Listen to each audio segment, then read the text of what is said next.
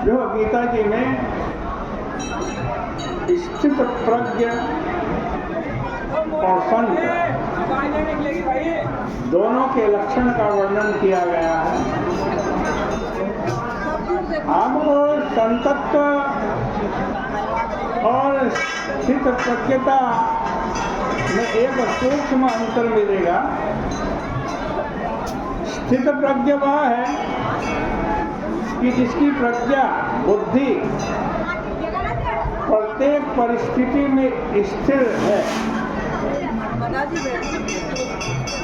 जो किसी भी घटना से विचलित नहीं होता, वह स्थित प्रज्ञ है। पर रामचरितमानस में संत का लक्षण बतलाया है। संत कौन है? कि पर दुख द्रवन सुसंत पुनीता।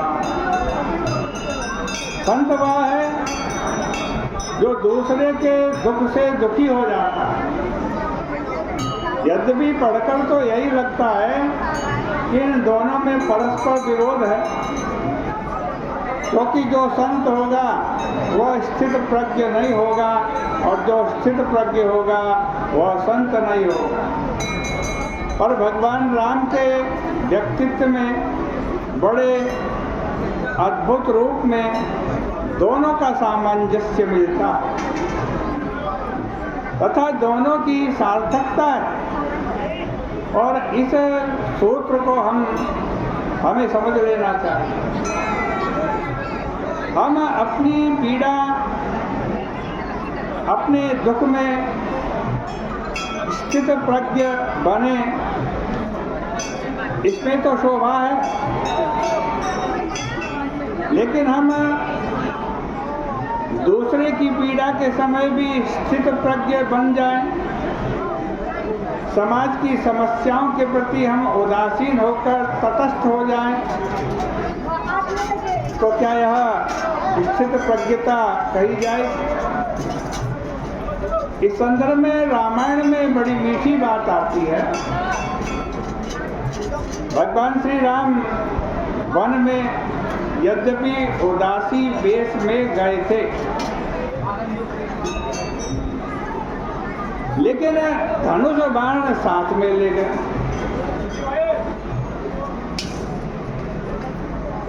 वैसे दोनों बातें परस्पर विरोधी, एक संत वेश और दूसरा हाथ में धनुष बाण। और भगवान श्री राम जी का तात्पर्य यह था कि हम अपने स्वार्थ के लिए तो उदासीन रहेंगे, अपने लिए राज्य प्राप्ति के उद्देश्य से हम नहीं लड़ेंगे, इसलिए उदासी बनकर के रहेंगे। लेकिन मैं यह प्रतिज्ञा नहीं करता हूँ कि जब समाज के ऊपर संकट आएगा तब मैं नहीं लड़ूंगा, अपितु जब कभी ऐसा अवसर दिखाई दिया तब तो मैं धनुष बाण उठाकर अवश्य संघर्ष करूंगा। भगवान श्री राघवेंद्र की दृष्टि में व्यक्ति के जीवन में संतत्व एवं स्थित प्रज्ञता दोनों का सामंजस्य होना चाहिए, किंतु उस सामंजस्य का यही रूप होना चाहिए कि आप अपने संदर्भ में स्थित प्रज्ञ बन जाइए और दूसरे के लिए संत। अपनी पीड़ा से विचलित मत होइए, पर दूसरे की पीड़ा देखिए, तब आपका हृदय द्रवित हुए बिना न रहे। भगवान राम के चरित्र में पग पग में यही दिखाई देता है। पर प्रभु इतने स्थित प्रज्ञ हैं कि प्रसन्नता ज्ञानगताभिषेक तथा नमल्ले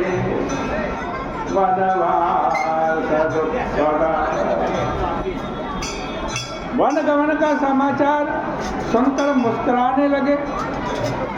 और स्वयं को राज्य प्राप्ति का समाचार सुनकर कोई प्रसन्नता नहीं हो, लेकिन उन भगवान के नेत्रों में कभी कभी इतनी सरलता से आंसू आ जाते हैं कि जिन्हें देखकर आश्चर्य होता।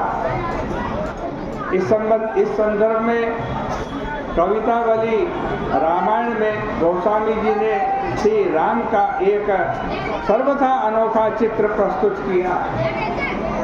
वन यात्रा में जिस समय गंगा पार करने के बाद श्री सीता जी आज चली, उस समय प्रभु श्री सीता जी की ओर देखने लगे। श्री सीता जी ने भगवान श्री राम की ओर जिज्ञासा भरी दृष्टि से देखकर प्रश्न किया, प्रभु आपने तो कहा था कि वन में चलकर एक कोठी बनाएंगे, किंतु वह वन कितनी दूर है जहाँ पर आप कोठियाँ बनाने वाले हैं। प्रभु ने कहा, हे सीते, लगता है आप थक गई, इसलिए मैं तो पहले ही कह रहा था कि आप मत चलिए। श्री सीता जी ने कहा, महाराज मुझे अपनी थकान की चिंता नहीं है, पर मुझे लगता है कि आप जरूर थक गए होंगे। भगवान राम ने कहा, ऐसा अनुभव तुम्हारे को क्यों हो रहा है? तो जनकनंदनी श्री सीता जी ने बड़ा मीठा वाक्य कहा। उन्होंने कहा, प्रभु मुझे आपकी कोमलता का परिचय मिल चुका है। भगवान राम ने जानना चाहा कि आपको मेरी कोमलता का परिचय कहाँ मिला। जनकनंदनी सीता जी ने स्मरण दिलाते हुए कहा, महाराज पुष्प वाटिका में आप फूल चुनने के लिए आए और फूल चुनने के बाद जब आप लता कुंज से निकले, उस समय सखी के कहने से जब मैंने आंखें खोलकर आपका दर्शन किया, मुझे दिखाई पड़ा कि आपके माथे पर पसीने की बूंद है।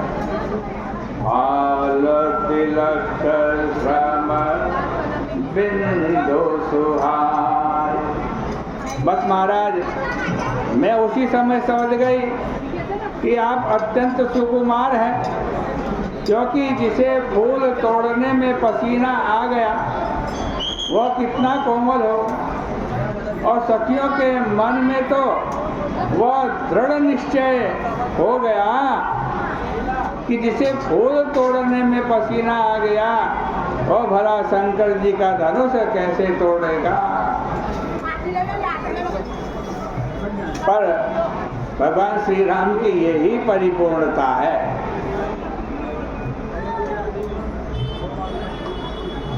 क्या वे फूल तोड़ने के कार्य तो बड़ी कोमलता से करते हैं, पुष्प चयन में वे अत्यंत सावधान रहते हैं। इसका अभिप्राय यह है कि मानो पुष्प की कलियों को वृक्षों से अलग करने से उनका हृदय यह सोचकर अत्यंत व्याकुल हो जाता है कि इन पुष्पों को डाली से कैसे अलग करें। यह जो प्रभु की कोमलता है वह शरीर जन्य नहीं अपितु भावना जन्य है। भगवान की इस भावना को देखकर पुष्प ने कहा, फूल ने भगवान से कहा कि प्रभु अगर आप आज नहीं तोड़ेंगे तो कल तो हम स्वतः ही झड़ जाएंगे, इसलिए कृपा करके अपनी कोमलता के कारण हमें तोड़ने में संकोच न कीजिए, क्योंकि आपके पास पहुंचकर पूजन के काम में आकर हम धन्य हो जाएंगे।